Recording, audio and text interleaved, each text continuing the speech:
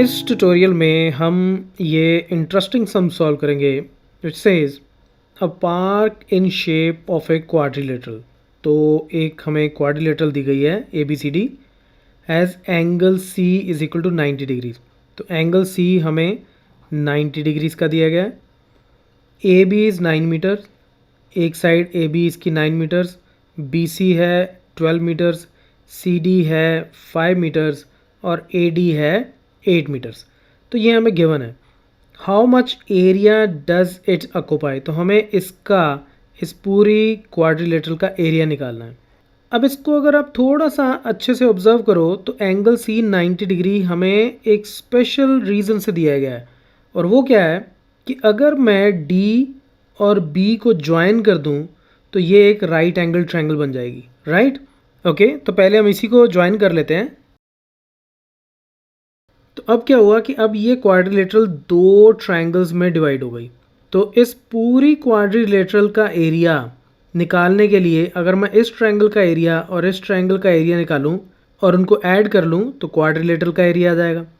ठीक है, अब इस ट्रायंगल की ये दो साइड्स पता है, तीसरी साइड पता चल जाए तो मैं हीरोज फॉर्मूला लगा दूंगा। इस ट्रायंगल में ये दो साइड्स और ये एंगल गिवन है कि 90 डिग्री, तो यहाँ मैं पाइथागोरस थ्योरम लगा के ये साइड निकाल सकता हूँ। So let's do that. In triangle B C D angle C is 90 degrees. This implies C D square plus B C square is equal to B D square.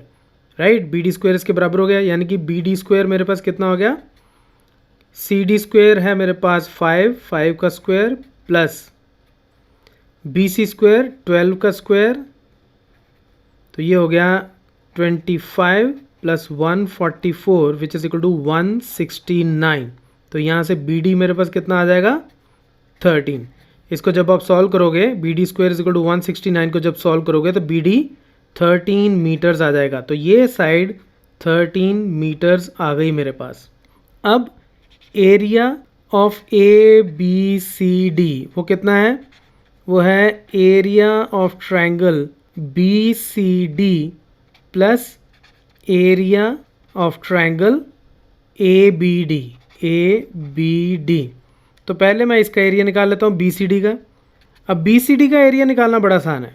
B C D का area निकालना इसलिए आसान है कि ये मुझे पहले ही 90 degree दिया गया है, यानी कि ये हाइट हो गई और ये बेस हो गया। ठीक है, तो एरिया क्या होता है, half into base into height. Half into base इसका 12 मीटर्स है और हाइट कितनी है 5 मीटर्स। तो यहाँ से ये आ गया 6 इंटू 5, ये यहाँ से कट के यहाँ 6 आ गया which is equal to 30 metre square. तो इस ट्रायंगल का एरिया मैंने निकाल लिया 30 मीटर स्क्वायर।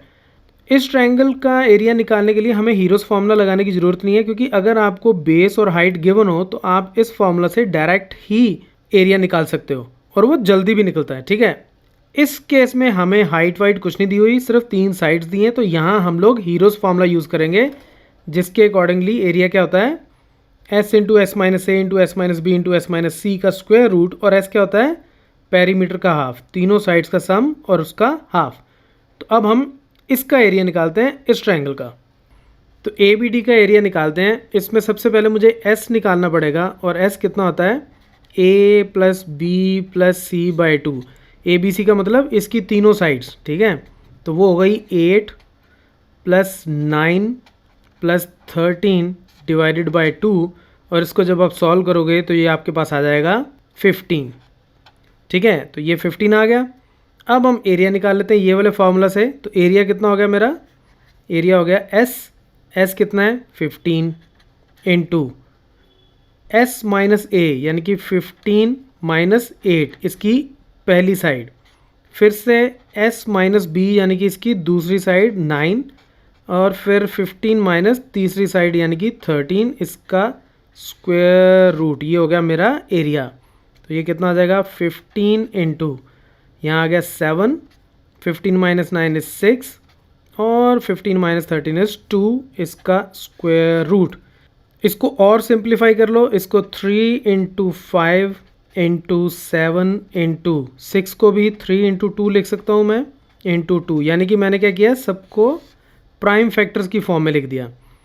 एक पेयर ये बन गया, एक 3 का पेयर बन गया और ये एज इज रह जाएगा। तो यहाँ से एक 3 बाहर आ गया, एक 2, 3 और 2 बाहर आ गए और अंदर कितना रह गया, 5 इंटू 7 यानी कि 35। तो ये कितना हो गया मेरे पास, 6 स्क्वायर रूट 35। अब स्क्वायर रूट ऑफ 35 ये आप खुद सॉल्व करना, मैं डायरेक्टली लिख रहा हूँ यहाँ पे। इसको जब आप सॉल्व करोगे स्क्वायर रूट 35 को, तो ये अप्रॉक्सीमेटली 5.91 आएगा, 2 डिजिट तक अगर आप इसको स्क्वायर रूट निकालते हो। और इसको सॉल्व करने पे मेरे पास कितना आ गया, ये आ जाएगा 35.46 मीटर स्क्वायर। तो ये मेरे पास इस ट्रायंगल का एरिया आ गया, ठीक है। अब क्वाड्रिलेटरल का ओवरऑल एरिया कितना है, इन दोनों का सम, तो ये हम निकाल लेते हैं, area of ABCD। So area of ABCD मेरा कितना हो गया, इस ट्रायंगल का एरिया कितना था, 30, तो 30 प्लस इस ट्रायंगल का एरिया है 35.46, इन दोनों को ऐड करोगे तो आ जाएगा 65.46 मीटर स्क्वायर।